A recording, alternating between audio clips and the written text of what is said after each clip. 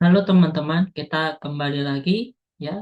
Kita kembali dalam video part 2 ya. Kita belajar eh, di video part 1 kita belajar tentang eh, klasifikasi statistika, kita belajar juga populasi dan sampel ya. Sekarang kita akan melihat skala pengukuran data dan notasi penting statistika ya. Nah, di sini kita bisa lihat yang pertama kita akan membahas jenis dan skala pengukuran data. Nah, secara umum ada dua jenis data, ya, yaitu data kategorik ya, yang biasa dikatakan kualitatif dan data kontinu atau data kuantitatif ya. Nah, data kontinu ini seringkali juga disebut sebagai data numerik atau pengukuran. Nah, menurut skala pengukurannya, data dapat diklasifikasikan sebagai berikut. Ada yang namanya data nominal. Nah, data nominal itu data dalam bentuk kategori yang disajikan dalam bentuk kode numerik, ya, kode numerik. Nah, oh mohon maaf ini kode non numerik ya, dan ini kode numerik ya. Jadi dalam bentuk kode non numerik yaitu warna, nama provinsi, agama, jenis kelamin dan sebagainya, dan kode numerik ya. Kode numerik yaitu katakanlah nomor rumah, nomor telepon, nomor rangka mesin ya.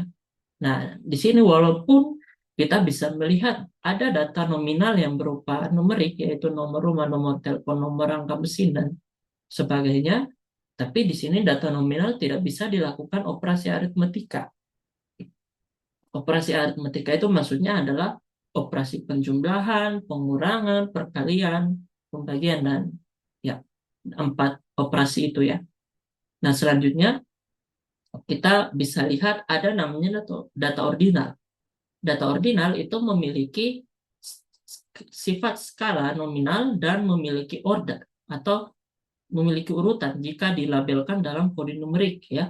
Contohnya persepsi mahasiswa dalam mengevaluasi pengajaran atau perkuliahan mata kuliah kalkulus 1 ya, dengan skala 0 yaitu sangat tidak puas, 1 tidak puas, 2 cukup puas, 3 puas, 4 sangat puas ya. Nah, data ordinal ini tidak bisa dilakukan operasi aritmetika ya. Nah, selanjutnya ada namanya data interval. Data interval itu dikategorikan dalam data kontinu ya. Jadi data ini memiliki sifat skala ordinal dan memiliki interval yang sama dalam unit pengukuran. Sebagai contoh adalah suhu, memiliki unit pengukuran yang tetap dengan satuan derajat. Tapi data interval ini tidak memiliki nol mutlak, artinya perbandingan atau rasio tidaklah bermakna. Misalkan 0 derajat Celcius tidak sama dengan 0 derajat Fahrenheit. Dan ini bukan berarti tidak ada nilainya ya. Dan data interval ini dapat dilakukan operasi aritmetika. Nanti kita akan melihat apa sih perbedaan antara data interval dan data rasio ya. Nah, selanjutnya kita akan melihat data rasio. Nah, data ini memiliki sifat interval dan memiliki nol mutlak. Sebagai contoh, tinggi badan, berat badan, harga, waktu, dan sebagainya. Ya. Jika seseorang membayar 0 rupiah, maka sebenarnya ia tidak membayar atau gratis ya. Atau misalkan teman-teman ingin mengukur data, teman-teman akan mengumpulkan data berat badan, ya, data berat badan. Tentu kalau teman-teman lihat 0 kilo, data 0 kilogram itu kan pada manusia itu kan kayak tidak, ya memang tidak ada artinya gitu ya. Ya data 0 kilogram ini dianggap nol gitu, ya dianggap tidak ada, ya. Tetapi apa perbedaannya dengan data interval tadi? Kalau Anda, teman-teman bisa lihat, data 0 derajat Celcius itu bukan berarti tidak ada. Kan ada namanya suhu 0 derajat kan? Suhu 0 derajat Celcius, katakanlah Anda seorang peneliti ingin meneliti apakah suatu tanaman bisa tumbuh dalam interval uh, uh, uh, suhu tertentu. Katakanlah di 0 derajat sampai 5 derajat Celcius dia tidak, tumbuhan itu tidak tumbuh. Nah, berarti kan data 0 derajat ini dianggap ada, ya. Data 0 derajat ini beda dengan data rasio, yaitu data 0 kilogram pada manusia itu dianggap ya tidak ada datanya gitu. Tapi di dalam suhu data 0 derajat Celcius itu tetap dianggap ada, ya. Bukan berarti data 0 derajat Celcius itu berarti ketiadaan suhu, bukan. Tapi data 0 derajat itu ya tetap dianggap ada. Gitu ya. Makanya data interval itu tidak memiliki nol mutlak. Tapi sementara data rasio itu memiliki nol mutlak. Ya. Nah, selanjutnya kita akan lihat menurut sumbernya ada namanya data internal dan data eksternal. Dan di sini pengusaha, misalkan seorang pengusaha mencatat segala aktivitas perusahaannya sendiri, ya, katakanlah eh, keadaan pegawai, pengeluaran, keadaan barang di gudang, hasil jualan, keadaan produksi pabriknya dan lainnya, ya. Itu kan di dalam pabriknya sendiri, ya, dalam perusahaannya sendiri gitu, ya. Nah, data yang dia peroleh itu dinamakan data internal. Tapi dalam berbagai situasi, untuk perbandingan, terkadang pengusaha itu kan melihat data di luar, gitu. Dia ingin membandingkan, oh, eh, data hasil penjualan perusahaan yang ia miliki dengan perusahaan yang lain itu bagaimana, gitu ya. Dia ingin membandingkan, gitu. Nah, data hasil penjualan di luar perusahaannya itu adalah contoh dari data eksternal. Nah, data eksternal ini dibagi dua lagi, yaitu data eksternal primer yang disingkat data primer dan data eksternal sekunder yang disingkat data sekunder. Nah, data primer ini maksudnya apa? Contohnya, seorang peneliti ingin mengetahui persepsi mahasiswa dalam perkuliahan eh, kalkulus, katakanlah, ya. Maka kan dia akan memberikan kuesioner kepada seluruh mahasiswanya. Nah, ketika dia memberikan kuesioner dan mendapatkan hasil dari kuesionernya itu kan dia menerima hasil kuesionernya itu, ya.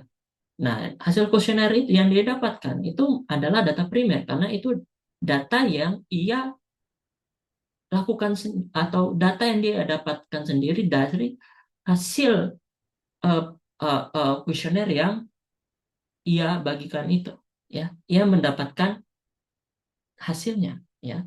Tapi bagaimana dengan data eksternal sekunder atau data sekunder? Data sekunder itu ibaratnya gini, kayak Anda atau seorang peneliti ingin mengetahui berapa sih pendapatan eh, atau atau begini deh, atau peneliti ingin mengetahui eh, penerimaan, ya, atau gaji pokok, ya, gaji pokok pegawai, ya, rata-rata gaji pokok pegawai dalam satu provinsi tertentu, katakanlah, ya, misalnya provinsi A, B, C, dan D gitu. Dan data itu sudah terpampang gitu, ada di website tertentu gitu. Nah, ketika peneliti ingin melihat data di website itu, maka data itu dinamakan data sekunder karena data itu bukan hasil dari usaha si peneliti, tapi dia mengambil data punya orang lah, katakanlah itu, ya. Makanya itu dinamakan data sekunder, ya. Nah, data yang baru dikumpulkan dan belum mengalami pengolahan, ini ya belum disajikan dalam bentuk tabel diagram, hanya masih dalam data kumpulan datanya, ya, itu disebut dengan data mentah, ya. Nah, selanjutnya kita akan melihat notasi penjumlahan. Nah, katakanlah kita memiliki data X1, X2, X3 sampai Xn, ya. Maka kan kita bisa tuliskan penjumlahan X1, X2 tambah X3 tambah dan seterusnya ditambah Xn, ya. Tapi kan seringkali penulisan ini tidak efektif. Tidak efektif karena apa? Karena terlalu panjang kan. Misalkan Anda punya 1.000, katakanlah. Ya Anda tuliskan X1 sampai X 1.000 kan pasti panjang sekali itu ya. Misalkan kertas Anda kayak kayak misalkan Anda menggunakan kertas yang kecil ya pasti dia akan banyak sekali kan gitu. Dan itu kan sangat panjang dan sangat memakan kertas kan. Nah, seringkali penulisan-penulisan yang terlalu panjang itu seringkali disiasati atau bukan disiasati atau dibuat oleh para matematikawan ya itu menyepakati suatu notasi yang lebih bisa memendekkan gitu. Tapi mereka memiliki makna yang sama gitu ya. Makanya nanti kita bisa lihat ternyata diperkenalkanlah notasi sigma. Notasi sigma ini untuk memperpendek. Tadi kan X1, katakanlah X1 sampai X 1.000. Misalkan Anda tulis sampai tidak menggunakan titik-titik ini ya, tapi Anda tulis semuanya, kan pasti panjang ya.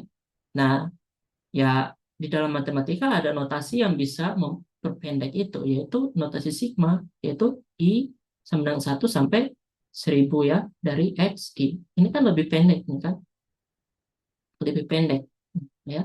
Nah, berikut ini kita bisa lihat beberapa penjumlahan yang dapat disingkat dengan notasi sigma. Katakanlah 7 tambah XI ditambah 7 tambah X2, mohon maaf, 7 tambah X1 ditambah 7 tambah X2 ditambah dan seterusnya ditambah 7 tambah XN ya.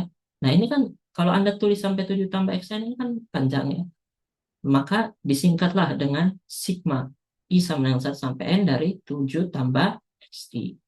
Kemudian X1 dipangkatkan 4 ditambah X2 dipangkatkan 4 ditambah dan seterusnya ditambah XN dipangkatkan 4 ini disingkat dengan seperti ini.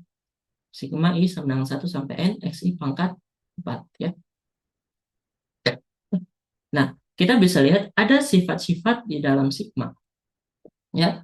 Nah, sekarang kita lihat jika kita punya C-nya ini merupakan bilangan real ya, maka kita bisa lihat yang pertama sigma I sama dengan 1 sampai N dari C itu kan berdasarkan definisikan itu adalah C ditambah C ditambah C ditambah dan seterusnya ditambah C. Tentu ini sebanyak N kali kan ya, sebanyak N kali. Nah, ini kan hasilnya adalah apa? Hasilnya adalah N dikali C ya, seperti itu ya. Terus kalau kita lihat yang kedua, sigma I sama dengan 1 sampai N dari CXI, itu kan kita bisa tuliskan CX1 ditambah CX2 ditambah CX3 ditambah sampai ditambah CXN ya. Nah, ini kan kita bisa tulis jadi apa? Ini kan kita C-nya kan ini bisa keluar ya. Ya Anda kan tahu ya ada namanya sifat distributif ya. Jadi C-nya bisa keluar. Jadi C X1 tambah X2 ditambah sampai ditambah Xn ya. Seperti ini. Nah, yang ini tidak lain adalah ini kan X1 ditambah X2 ditambah sampai ditambah Xn ini kan sigma ini kan. Makanya ini C dikali sigma ini ya. Nah, sekarang kita yang ketiga kita bisa lihat sigma I sama dengan 1 sampai N XI tambah YI itu kan kita bisa tulis X1 tambah Y1 ditambah dan seterusnya ditambah sampai Xn tambah Yn ya. Nah, di sini eh, X kita bisa lihat kan X1 tambah Y1 ditambah dan seterusnya ditambah Xn tambah Yn kan kita bisa tulis jadi X1 tambah X2 tambah seterusnya ditambah Xn ditambah dengan Y1 tambah Y2 tambah dan seterusnya ditambah Yn ya. Oh, ini mohon maaf ini seharusnya adalah sigma I sama dengan 1 sampai N XI tambah sigma I sama dengan 1 sampai N YI ya. Makanya nanti ini sama ya. Yang ini sama dengan ini ya. Dengan XI YI-nya di bilangan real ya. untuk setiap I-nya dari 2 sampai N ya. Sekarang kita akan menentukan hasil dari sigma I sama dengan 1 sampai N dari AXI tambah B dengan AB-nya di bilangan real ya. Nah, ternyata sigma I sama dengan 1 sampai N ya, dari AXI tambah B dikuadratkan. Ini kan kita bisa tulis jadi seperti ini ya. Terus kemudian kita kali masuk saja ya. Makanya kita dapatkan seperti ini. Ya, saya harap Anda masih bisa menangkap ya. Kemudian kita menggunakan sifat sigma ya. Jadi sigmanya bisa masuk gitu ya. Sigmanya bisa masuk, kita dapatkan seperti ini. Menggunakan sifat 3 ya. Sigmanya itu masuk ya. Yaitu yang ini. Nah, selanjutnya dengan sifat 2 karena A kuadrat dan 2AB itu merupakan konstanta ya. Jadi C di sini misal saya tambahkan lagi, jadi C di sini itu merupakan konstanta juga ya. Merupakan konstanta. Karena dia merupakan konstanta, A kuadrat, 2AB adalah konstanta, maka dia bisa keluar ya, berdasarkan sifat 2 ya. Jadi konstantanya bisa keluar, jadinya seperti ini. Nah, sekarang kita bisa lihat sigma I sama dengan 1 sampai N B kuadrat itu kan, B kuadrat ini kan konstanta kan. Karena B-nya itu kan konstanta. Ya otomatis ya B kuadratnya juga konstanta. Nah, jumlahan dari konstanta ya, karena kita lihat ini I sama dengan 1 sampai N dari B kuadrat, maka itu sama dengan NB kuadrat ya, berdasarkan sifat 1 ya. Jadi ternyata sigma I sama dengan 1 sampai N dari AXI tambah B dipangkatkan 2, atau mohon maaf, sigma I sama dengan 1 sampai N AXI tambah B kuadrat itu sama dengan ini ya. A kuadrat sigma I sama dengan 1 sampai N X kuadrat tambah 2AB sigma XI tambah NB kuadrat ya. Nah, misalkan kita punya M N kuantitas XIJ dengan I sama dengan 1 sampai N dan J-nya 1 sampai N ya. Maka kita bisa tuliskan jumlahan seperti ini sebagai ini gitu ya. Ya, mungkin saya jelaskan saja.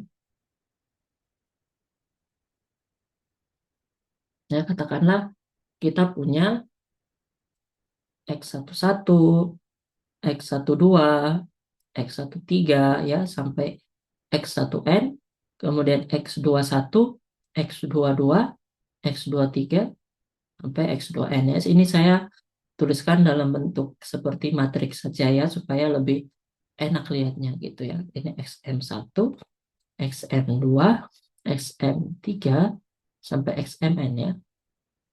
Tentu ini ada berapa banyak ya? Berapa banyak XIJ di sini? Ya, terdapat MN buah ya. MN buah XIJ ya. Nah, di sini kan kita bisa lihat nih. Kalau kita lihat X11 tambah X12 tambah katakanlah ditambah X1N, ini kan kita bisa tulis jadi sigma eh, J sama dengan 1 sampai N dari X1J ya. Demikian juga X12 sorry, X21 tambah X22 tambah dan seterusnya ada tambah X2N itu kan sama dengan sigma J sama dengan 1 sampai N X2J ya. Dan seterusnya yaitu XM1 tambah XM2 tambah dan seterusnya ditambah XMN itu sama dengan sigma J sama dengan 1 sampai N XMJ ya. Nah, jika kita jumlahkan 1J tambah sigma J sama dengan 1 sampai N X 2J tambah dan seterusnya ditambah sigma J sama dengan 1 sampai N X MJ, maka ini kan bisa kita singkat dengan ini tuh, berdasarkan sifat sigma ya, atau definisi sigma itu kan sama dengan ini. Sigma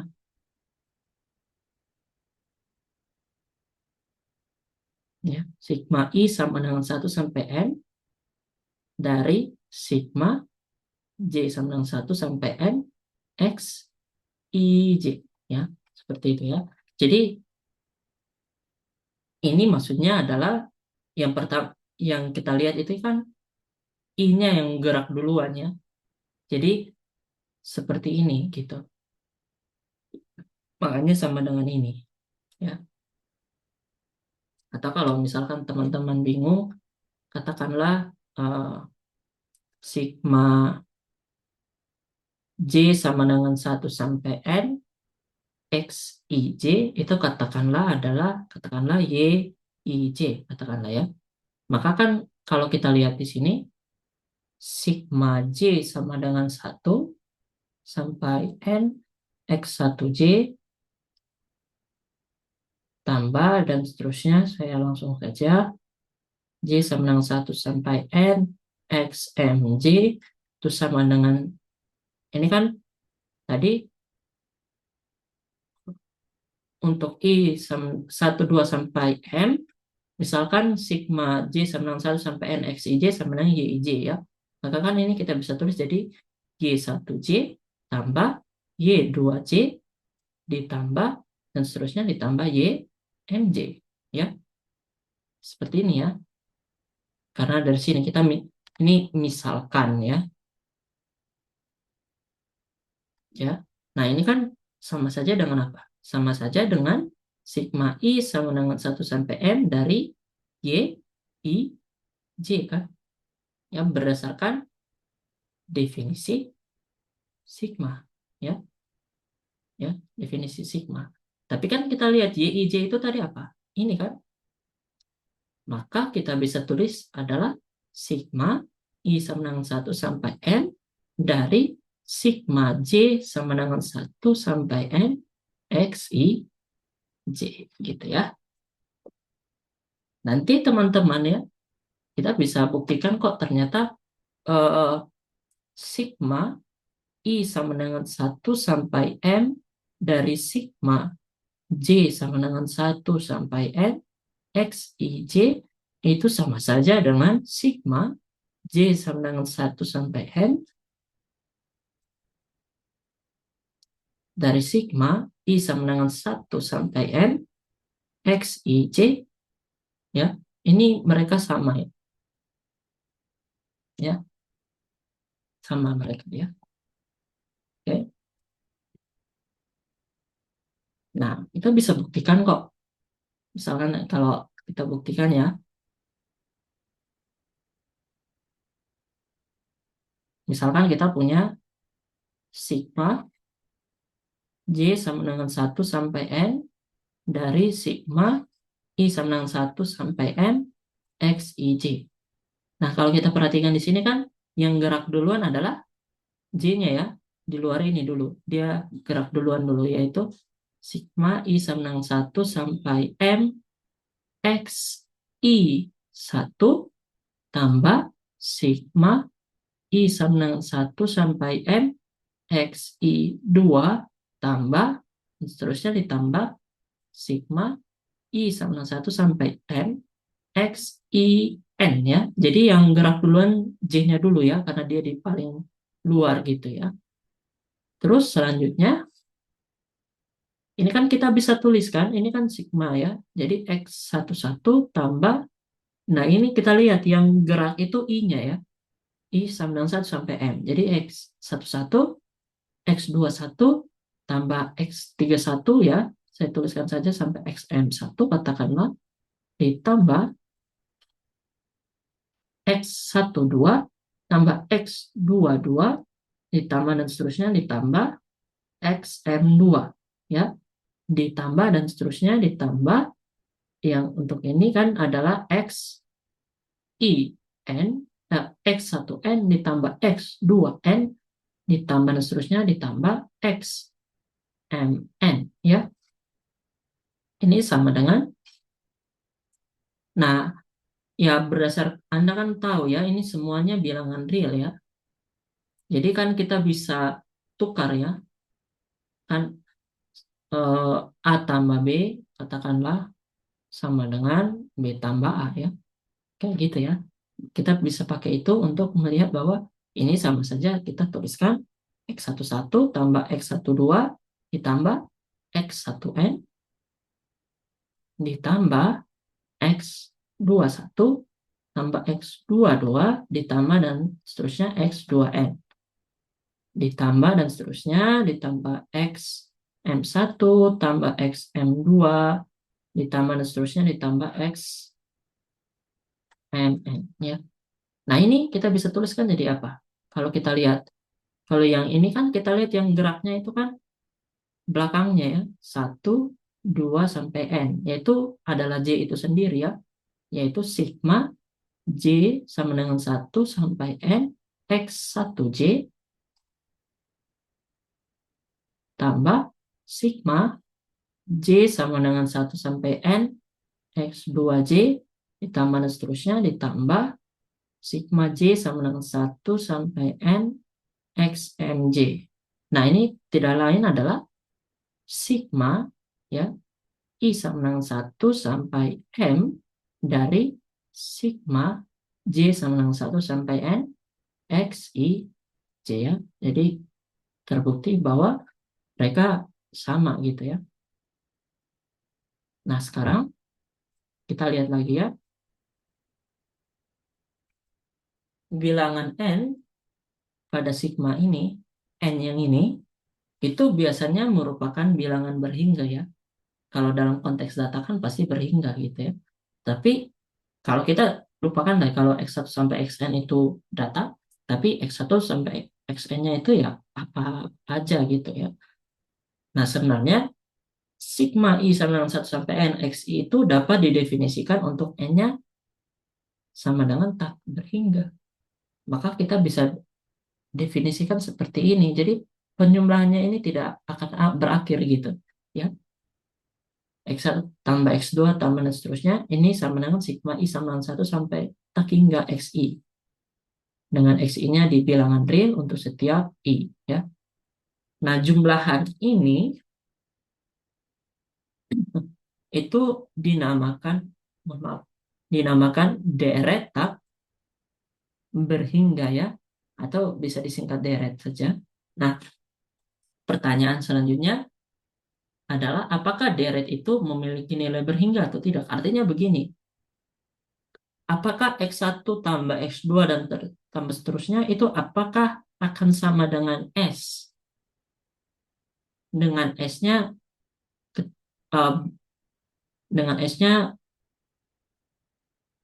bukan bilangan berhingga ya.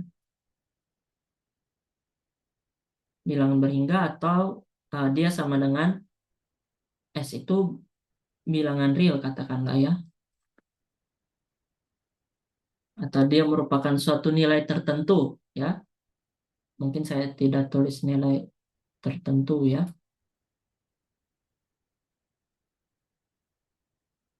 Ini bukan nilai tertentu. Nanti akan saya ubah ya nanti di materi pengayaan. Apakah deret tersebut memiliki nilai tertentu atau tidak? Artinya apakah dia sama dengan S ya, di mana S itu merupakan bilangan gitu ya. Kalau dia sama dengan S ya, maka deret itu dikatakan konvergen ya. Sebaliknya kalau deret itu tidak memiliki nilai tertentu, maka deret itu divergen ya. Tapi kita tidak akan membahasnya di kuliah ini ya. Mungkin kalian akan membahasnya di kalkulus ya. Nah, penggunaan sifat sigma atau notasi sigma itu nanti kita bisa lihat dalam perkuliahan statistika kita selanjutnya itu kita akan menghitung rata-rata atau varians ya. jika terdapat data X1 sampai Xn ya. Nah, nilai rata-rata itu dirumuskan sebagai berikut ya, sebagai ini. Dan nilai varians atau ragam dirumuskan seperti ini ya. Ya, Anda ini kan dari SMA sudah Anda ketahui ya. Nah, jadi penggunaan notasi sigma itu di situ kalau di statistika ya, terkhususnya untuk perkuliahan ini ya. Tapi kita akan lihat juga di perkuliahan selanjutnya juga ada notasi-notasi sigma juga ya. Jadi tidak terbatas hanya rata-rata atau ragam ya. Kemudian dalam kalkulus nanti akan Anda jumpai 4 sifat ini ya. Nah, sigma i sama 1 sampai ni itu sama dengan ini. Kemudian sigma i kuadrat itu sama dengan ini. Sigma i pangkat 3 itu sama dengan ini. Sigma i sama dengan i pangkat 4 sama dengan ini. Ya. Ini nanti akan berguna ketika Anda menghitung integral ya. Menghitung integral tertentu ya. Itu nanti menggunakan apa yang namanya partisi gitu ya. Kita menghitung luas daerah di bawah kurva itu menggunakan partisi gitu ya. Tapi ini eh, Anda tidak akan mempelajarinya di mata kuliah ini ya. Nanti akan Anda lihat di kalkulus ya. Nah, selanjutnya ini ada latihan soal mandiri, silakan Anda eh, kerjakan ya. Ya, ini bukan tugas ya, tapi hanya untuk sekedar Anda menambah pengetahuan Anda ya, karena di dalam matematika Anda perlu untuk melatih diri untuk mengerjakan soal ya. Karena kalau Anda mendapatkan rumus-rumus ya, terutama dalam statistika itu kan banyak rumus ya. Sebenarnya untuk Anda bisa memahami rumus itu, ya Anda bisa menggunakan contoh gitu ya. Jadi contoh itu akan bisa Anda latih terus-menerus sehingga rumus yang diberikan itu dapat Anda mengerti kegunaannya, maknanya gitu ya. Nah, ini ada 5 soal. Silakan Anda eh, ya Anda kerjakan saja di waktu luang Anda gitu ya. Silakan Anda kerjakan ya. Kalau memang Anda kebingungan bisa ditanyakan ya. Oke, mungkin itu saja ya pembahasan kita untuk video part 2 untuk materi eh, pengantar statistika ya. Untuk sesi 1 ini silakan Anda pelajari kembali. Kalau ada pertanyaan silakan Anda tanyakan ya. Sekian dan terima kasih.